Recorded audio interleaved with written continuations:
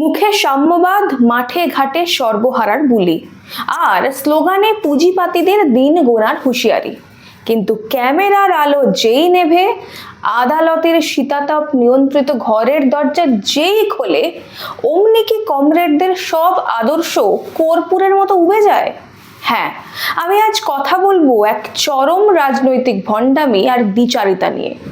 রাজনীতির ময়দানে যে তৃণমূলকে চোর আর দুর্নীতিগ্রস্ত বলে দিন রাত চেঁচায় সিপিএম, আদালতের চৌখাটে এসে সেই তৃণমূলের হেভিওয়েটদের বাঁচানোর দায়িত্ব নিচ্ছেন খোদ সিপিএম এর শীর্ষ নেতা এবং প্রাক্তন সাংসদ বিকাশ রঞ্জন ভট্টাচার্য।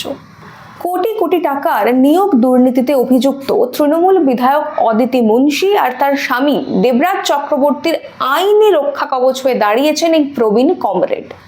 যে দলের নিচুতলার কর্মীরা ভাবেন তারা চোর তাড়ানোর লড়াই করছেন, তারা হয়তো জানেনই না তাদেরই বড় নেতারা মোটা টাকা ফি এর বিনিময়ে সেই পচা গলা ব্যবস্থার সব থেকে বড় পাহারাদার। রাজনীতির মঞ্চে যারা পরম শত্রু, কোর্ট কাছারির অন্দরে তারাই আবার মক্কেল আর উকিল বাবু। গরিবের হকের কথা বলা বামপন্থীরা কিভাবে ক্ষমতার অলিন্দে থাকা বুর্জোয়া, খুনি আর দুর্নীতিগ্রস্তদের আইনি ঢাল হয়ে দাঁড়াচ্ছে, আজ তার প্রমাণ সহ পর্দাফাশ করব। শেষ পর্যন্ত দেখতে থাকুন। নমস্কার, আমি স্বাতী। মাধ্যম ইউটিউব চ্যানেলের আরও একটি ভিডিওতে আপনাদের স্বাগত জানাই। তৃণমূলের প্রাক্তন বিধায়ক এবং তার স্বামী দেবরাজ চক্রবর্তীর হয়ে আদালতে সওয়াল করছেন সিপিএম নেতা তথা আইনজীবী বিকাশ রঞ্জন ভট্টাচার্য। এই নিয়ে গেল রব বঙ্গ সিপিএম এর অন্তরে। সামাজিক মাধ্যমে কার্যত আড়াআড়ি ভাগ হয়ে গিয়েছে সিপিএম সমর্থকদের দুনিয়া। দ্বিধা বিভক্ত বামেরা এই মুহূর্তে। দলীয় কর্মী সমর্থকেরা যখন সমালোচনায় সরব, তখন মমতা বন্দ্যোপাধ্যায়ের হয়ে মামলা লড়ার ক্ষেত্রে নিজের অবস্থান স্পষ্ট করলেন বিকাশবাবু। রাজনৈতিক মামলা না হলে মমতা বন্দ্যোপাধ্যায়ের হয়ে কোনো আইনজীবী যদি সওয়াল করতে রাজি না হন, তাহলেও প্রাক্তন মুখ্যমন্ত্রীর হয়ে সওয়াল করবেন বলে স্পষ্ট জানিয়েছেন বর্ষিয়ান এই সিপিএম নেতা তথা আইনজীবী। দেখুন তার সাফাইয়ের video. Allegations are basically in the nature of disproportionate income, which are not criminal offence. Disproportionate income, the income tax authority will take appropriate action if at all. There are several petitions pending in the Honorable High Court alleging disproportionate income against all them TMC MLA MPs. If I'm not wrong, if my memory doesn't betray me, even there's petition pending against the present Chief Minister on the ground of disproportionate income. Those petitions could not be taken up for hearing and disposed of. Therefore, that cannot be a criminal offence. That was my point of argument. The court prima facie had accepted that. But still, court, since they were really harping that these were acquired by land grabbing, by forgery, by extortion, the court said very well, you carry on investigation. বস্তুত এই পুরো বিষয়টা নিয়ে যে হই হই পড়ে গিয়েছে, সিপিএম এর কর্মীরা লজ্জায় মুখটুক দেখাতে পারছে না, সেটা নিয়ে বিকাশ রঞ্জন একেবারেই লজ্জিত নয়, বরং মিডিয়া ডেকে নিজের সাফাই গেয়ে চলেছে। লোকজন বলছে যেখানে ক্যাশ সেখানেই বিকাশ। ট্রোলের বন্যায় ভেসে যাচ্ছে একেবারে সমাজ মাধ্যম। লোকজন লিখছে সবকা সাথ সবকা বিকাশ। মজার ব্যাপার হলো সিপিএম এর সমর্থক কর্মীরা পুরো বমকে গেছে। শতরুক্ত মিডিয়ায় বাইট দিচ্ছে যে কেন বিকাশদা এটা করেছে আমি জানি না, আমি যদি হতাম বিকাশদার জায়গায় আমি এই মামলা লড়তাম না। কিন্তু সিপিএম এর কর্মী সমর্থকেরা ভুলে গেছে সিপিএম এর চরিত্রই এটা। দ্বিচারিতা করাই এদের কাজ। আমি আজ এদের মুখোশ টেনে ছেড়ে দেব। দেখুন, বিকাশ ভট্টাচার্যের এই ঘটনা কোনো বিচ্ছিন্ন উদাহরণ নয়। ক্ষমতার লোভ বা বুর্জোয়াদের প্রতি কমরেড নেতাদের এই টান কতটা গভীর, তার আরও এক ভয়ঙ্কর প্রমাণ লুকিয়ে আছে মুর্শিদাবাদ দাঙ্গায়। সেখানে খুন হয়েছিলেন বাম কর্মী তথা কমরেড হরগোবিন্দ দাস এবং তার সন্তান পুত্র চন্দন দাস। যে নিচুতলার কমরেডরা পার্টির লাল ঝান্ডা বুক দিয়ে আগলে রাখতে গিয়ে নিজেদের রক্ত দিয়েছেন, জীবন দিয়েছেন বা হিন্দু হওয়ার কারণে প্রাণ দিয়েছেন, পার্টির শীর্ষ নেতারা তাদের পরিবারের পাশে দাঁড়ানো দুরস্ত তাদেরই পিঠে ছুরি মারলেন। হরগোবিন্দ এবং চন্দন দাসের খুনিদের বাঁচাতে তাদের হয়ে আদালতে সওয়াল করতে দাঁড়িয়ে গেছিলেন সিপিএম এরই তথাকথিত তরুণ তুর্কি নেতা তথা আইনজীবী সব্যসাচী চট্টোপাধ্যায়। ভাবা যায়, ফিয়ের মোটা অঙ্কের কাছে নিজের কমরেডদের তাজা রক্ত কত সস্তা হয়ে যায়, তাই না? এটাই কি সিপিএম এর সর্বহারার নীতি? মুখে কমরেড কমরেড বলে চোখের জল ফেলা, আর কাজের বেলায় খুনি আর বুর্জোয়াদের আড়াল করা। এর চেয়ে বড় দ্বিচারিতা আর কি হতে পারে বলুন তো? না না, এখানেই কিন্তু তালিকা শেষ নয়। মনে আছে বাংলার লাখো লাখো গরিব মধ্যবিত্ত মানুষকে ভিখারি করে দেওয়া সারদা চিটফান্ড কেলেঙ্কারির কথা? মুখে সারদা নারদা নিয়ে মাঠে ঘাটে সততার বুকনি ঝাড়া এই বাম আইনজীবীরাই কিন্তু সারদা কর্তা সুদীপ্ত সেনের হয়েও আদালতে সওয়াল করতে পিছপা হননি। গরিবের সঞ্চয় লুট করা বুর্জোয়াদের বাঁচাতেও এদের আইনি মগজ তৈরি থাকে, শুধু পকেটে টান পড়লেই হলো। আপনারা হয়তো ভাবছেন বা আপনারা ভুলে গিয়েছেন কারা এই সুদীপ্ত সেনের হয়ে মামলা লড়েছিল। আদালতে খোদ সারদা কর্তা সুদীপ্ত সেনের হয়ে মামলা লড়তে দাঁড়িয়ে গিয়েছিলেন সিপিএম এর রাজ্য কমিটির সদস্য এবং আইনজীবী রেশমি ঘোষ। শুধু তাই নয়, সারদা কাণ্ডে অভিযুক্ত এবং তৃণমূলের একসময় প্রভাবশালী নেতা, এখন তিনি বিধায়কও বটে, কুণাল ঘোষের হয়ে আদালতে সওয়াল করেছিলেন খোদ বিকাশ ভট্টাচার্য। ভাবা যায়, যাকে রাস্তায় চোর বলছেন আদালতে তাঁরই জামিনের তদবির করছেন। কিন্তু কমরেডদের এই দ্বিচারিতা শুধু টাকার খেলা বা কোর্টের চার দেওয়ালেই সীমাবদ্ধ নয়। এদের আসল ভণ্ডামি ধরা পড়ে এদেশের সংখ্যাগরিষ্ঠ সনাতন সংস্কৃতি আর হিন্দুদের প্রতি এদের মানসিকতায়। কলকাতার আলিয়া বিশ্ববিদ্যালয়ে যখন মা সরস্বতীর মূর্তি মুন্ডু ভেঙে দেওয়া হয়, তখন এই প্রবীণ বাম নেতা বিকাশ ভট্টাচার্য অত্যন্ত অহংকার আর তাচ্ছিল্যের সঙ্গে মন্তব্য করেছিলেন, মূর্তির আবার মুন্ডু কিসের? ওটা তো একটা মাটির পুতুল। কোটি কোটি মানুষের ধর্মীয় আবেগ, বিদ্যার দেবীকে অপমান স্রেফ মাটির পুতুল বলে উড়িয়ে দিয়েছিলেন এই কমরেড। অথচ দেখুন এদের দ্বিমুখী নীতি। এই বিকাশ ভট্টাচার্য এবং তার পার্টির কমরেডরাই রাশিয়ার এক স্বৈরাচারী শাসক লেনিনের মূর্তি ভাঙলে কোল্ড রুমে বসে মরা কান্না কাঁদেন। এদেশের হাজার বছরের সংস্কৃতির প্রতীক সরস্বতী মূর্তি ভাঙলে তা মাটি, আর 7 সমুদ্র 13 নদীর পারের লেনিনের মূর্তি ভাঙলে কমরেডদের বুক একেবারে ফেটে যায় যন্ত্রণায়। নিজের দেশের সংস্কৃতিকে অপমান করা, হিন্দুদের ভাবাবেগে আঘাত করা আর রাশিয়ার নেতার জন্য চোখের জল ফেলা। মুখে সর্বহারা আর অন্তরে এই বুর্জোয়া বিদেশি মানসিকতাই সিপিএম এর আসল চরিত্র। মাঠে ঘাটে আপনারা দেখবেন সবসময় সিপিএম বা যারা কমরেড রয়েছেন তাদের স্লোগান ইনকিলাব জিন্দাবাদ, পুঁজিপাতি দূর হতো। চটকল কিংবা কারখানার গেটে গেটে শ্রমিক ইউনিয়ন তৈরি করে ধর্মঘট করানো এদের পুরনো রোগ।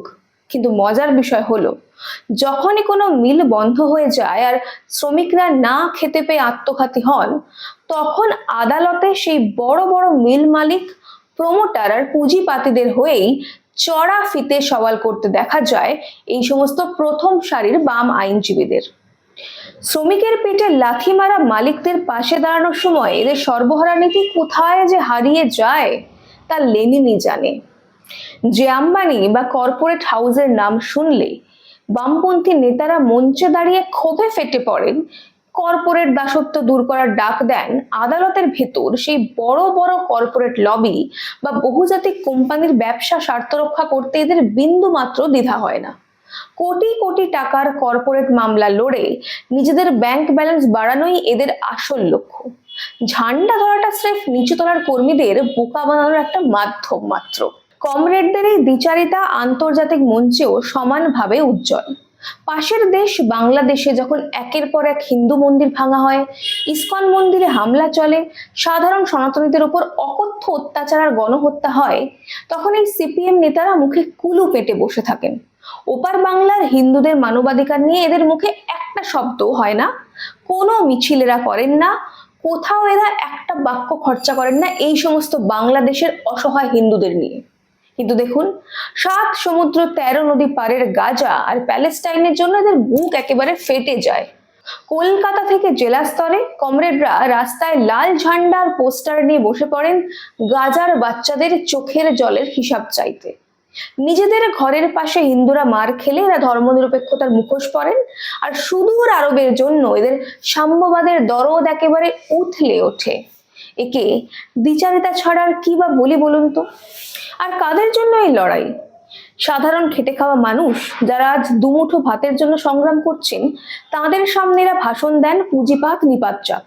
অথচ একেবারে টপ লেভেলের কমরেডদের জীবনযাত্রাটা একবার দেখুন। লাখ লাখ টাকা দামি বিদেশি ব্র্যান্ডের চশমা, কোটি টাকার বিলাসবহুল ফ্ল্যাট, এসি নিয়ন্ত্রিত গাড়ি আর কোটি কোটি টাকার সম্পত্তি। আরে এদের লাইফস্টাইল দেখলে যে কোনো বড় বুর্জোয়া পুঁজিপতিও লজ্জা পেয়ে যাবে। গরিব কর্মীদের লাঠি খাওয়া আর রক্ত দেওয়ার বিনিময়ে এদের নেতাদের পকেট ভরে, ব্যাংকের অ্যাকাউন্ট ফুলে ফেপে ওঠে। মুখে সর্বহারার বুলি আওড়ে রাজকীয় জীবন কাটানোই এদের আসল দস্তুর। শতরূপ যে গাড়িটা চড়ে, যদিও দাবি করে ওর বাবার টাকায় কেনা, সেই গাড়িটার দাম কত জানেন? কমরেডদের এই দ্বিচারিতার জাল এতটাই গভীরে বোনা যে সাধারণ মানুষ ভাবতেও পারবেন না। আসুন আপনাদের আরো কয়েকটা উদাহরণ দিই। বছরের পর বছর ধরে বামপন্থী শিক্ষাবিদ আর নেতারা রাজপথে চিৎকার করেছেন সবাইকে সরকারি স্কুলে পড়তে হবে, ইংরাজি শিক্ষা বুর্জোয়াদের চক্রান্ত, প্রাথমিক স্তরে ইংরাজি তুলে দাও, ইত্যাদি ইত্যাদি।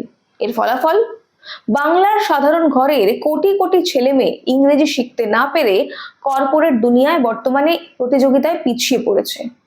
কিন্তু কমরেড নেতাদের নিজের ঘরের ছেলেমেয়েরা কোথায় পড়াশুনো করেছে? জ্যোতি বসু থেকে শুরু করে আজকের প্রথম সারির প্রায় সমস্ত সিপিএম নেতার ছেলেমেয়েরা পড়েছেন কলকাতার সবচেয়ে নামি দামি এবং বিলাসবহুল ইংরেজি মাধ্যম মিশনারি স্কুলগুলোতে। অনেকে তো উচ্চশিক্ষার জন্য সোজা পাড়ি দিয়েছেন পুঁজিপাতি দেশ আমেরিকা কিংবা লন্ডনে। সাধারণের জন্য সস্তা সরকারি স্কুল আর নিজের সন্তানের জন্য কর্পোরেট বুর্জোয়া শিক্ষা, এটাই হলো এদের আসল ব্র্যান্ডের সাম্যবাদ। মঞ্চে দাঁড়ালেই কমরেডরা শেয়ার বাজার, বড় পুঁজিপতি আর আম্বানি আদানিদের মুন্ডপাত করেন। পুঁজিবাদ নাকি শোষণের হাতিয়ার। অথচ অদ্ভুত বিষয় হলো সিপিএম এর দলীয় মুখপত্র কিংবা পার্টির বিভিন্ন ট্রাস্টে কোটি কোটি টাকা কিন্তু খাটানো হয় এই পুঁজিবাদী ব্যবস্থার ব্যাংকেই। এমনকি বহু শীর্ষ নেতার পরিবারের নামে বড় বড় corporate company share, bond, real এস্টেটের ব্যবসা রয়েছে। যে পুঁজিবাদকে বাইরে গালমন্দ করেন, আড়ালে সেই পুঁজিবাদের লভ্যাংশ দিয়েই এদের এসি ঘরের বিলাসবহুল জীবন চলতে থাকে। আরো রয়েছে উদাহরণ। সাধারণ মানুষের জন্য সরকারি হাসপাতালের বেড আর নোংরা পরিবেশকে এরা নিয়তি বানিয়ে রেখেছিলেন বিভিন্ন জায়গায়। স্বাস্থ্যক্ষেত্রে বেসরকারীকরণের বিরুদ্ধে আজও এরা ব্যানার নিয়ে ডেপুটেশন দেয়। কিন্তু কোনো বড় কমরেড নেতা একটু অসুস্থ হলে কোথায় যান? পিজি বা আরজিকর হাসপাতালে যান কি? একেবারেই না। তারা সোজা গিয়ে ভর্তি হন শহরের সবচেয়ে ব্যয়বহুল 5 স্টার ফেসিলিটি যুক্ত বেসরকারি কর্পোরেট হাসপাতালে, অথবা উন্নত চিকিৎসার জন্য চলে যান বিদেশে। গরিবের জন্য নিখরচায় সরকারি চিকিৎসার প্রেসক্রিপশন, আর নেতাদের জন্য কর্পোরেট বুর্জোয়াদের 5 স্টার পরিষেবা। আদালতের দরবারে চোর আর দুর্নীতিতে অভিযুক্তদের বাঁচানো, নিজের দলের মৃত কমরেডদের খুনিদের হয়ে সওয়াল করা, এদেশের হাজার হাজার বছরের সনাতন সংস্কৃতিকে মাটির পুতুল বলে তুচ্ছ তাচ্ছিল্য করা, পাশের দেশের হিন্দুদের ওপর অত্যাচারের ঠোঁট সেলাই করে রাখা আর মাঠে সর্বহারার বুলি আওড়ে নিজেদের রাজকীয় বিলাসবহুল বুর্জোয়া জীবন কাটানো, এই হলো বাংলার তথাকথিত কমরেডদের আসল চালচিত্র। রাজনীতির মঞ্চে দাঁড়িয়ে এরা যে লড়াইয়ের নাটকটা করে, সেটা আসলে নিচু তলার সরল কর্মীদের বোকা বানিয়ে নিজেদের আখের গোছানোর একটা নিখুঁত ব্যবসা ছাড়া আর কিছুই নয়। মুখে চরম সাম্যবাদ আর অন্তরে তীব্র বুর্জোয়া ভণ্ডামি। এই দ্বিচারিতাই আজ সিপিএম কে বাংলার রাজনৈতিক মানচিত্র থেকে একেবারে মুছে দিয়েছে। আইনজীবীর পেশার দোহাই দিয়ে এই ভণ্ডামি আর কতদিন ঢাকা দিয়ে রাখা যাবে বলুন তো? আইনজীবীর পেশার দোহাই দিয়ে কতদিন আর এই ভণ্ডামি ঢাকা রাখা যাবে বলুন তো? কমরেডদের এই চরম দ্বিচারিতা নিয়ে আপনার কি মতামত জানান আমাদের কমেন্ট করে। আজ এই পর্যন্তই, দেখা হবে পরের একটি ভিডিওতে। ততক্ষণ পর্যন্ত সঙ্গে থাকুন, দেখতে থাকুন মাধ্যম। गरीबी मिटेगी, समृद्धि बढ़ेगी।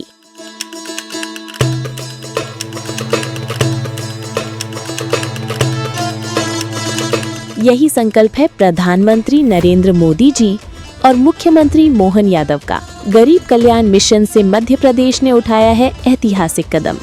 संबल 2.0 के तहत 1.75 करोड़ श्रमिकों का पंजीयन और गिग वर्कर्स भी अब लाभान्वित। हजारों श्रमिक परिवारों को 224 करोड़ का भुगतान। 39 लाख लोगों को मिला भू अधिकार पत्र, देश में प्रथम स्थान। 8 लाख छोटे व्यापारियों को मिला ऋण सहयोग। 56 लाख पेंशनधारियों को हर माह 4000 करोड़ से अधिक राशि और 45 लाख परिवारों को मिला पक्का घर। अब हर नागरिक की सुविधा के लिए शुरू होगी मुख्यमंत्री सुगम परिवहन सेवा। प्रधानमंत्री मोदी जी और मुख्यमंत्री मोहन यादव के नेतृत्व में मध्य प्रदेश तेजी से बढ़ रहा है गरीबी मुक्त और आत्मनिर्भर भविष्य की ओर।